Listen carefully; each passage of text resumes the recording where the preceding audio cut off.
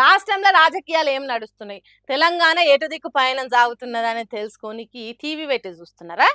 అయితే మీ పిల్లలను జడగొట్టే పని మీరే చేస్తున్నట్టట. మరీ ముఖ్యంగా తెలంగాణ ముఖ్యమంత్రి రేవంత్ రెడ్డి మాట్లాడేటప్పుడు టీవీల ముందు పిల్లలుంటే టక్కున టీవీ బంద్ పెట్టాలన్నట.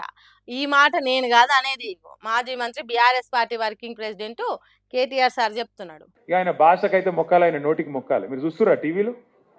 జర రేవంత్ రెడ్డి మాట్లాడేటప్పుడు టీవీలు బంద్ చేయరు, లేకపోతే పిల్లలు చెడిపోతారు. ఆ బూతులేంది మనకు రావా తిట్లు?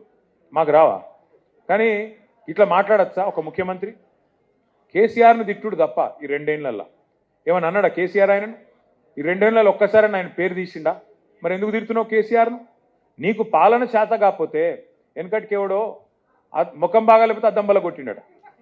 నీ ముఖం బాగాలేక అద్దంబల కొడితే ఏమవుతుంది? నీకు గట్లే ఉన్నది. ఇప్పుడు నీకు పాలన వస్తలేదు, రాష్ట్రం నడుపుడు వస్తలేదు, కేసీఆర్ తిట్టుడు మాత్రం వస్తాను. హాగట్లున్నదట సీఎం రేవంత్ రెడ్డి బూతుల వ్యవహారము.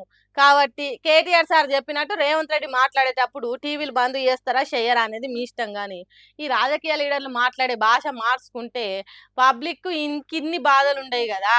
ఒక్క రేవంత్ రెడ్డి సారే కాదు, చాలా మంది చెవులతో వినలేని బూతులు మాట్లాడుతున్నారు, కర్ణ కఠోరమైన భాష వాడుతున్నారు, ఒక్కొక్కరు నోటికి మొక్కి కొబ్బరికాయ కొట్టి దండేసి దండం పెట్టి తట్టు చేస్తున్నారు.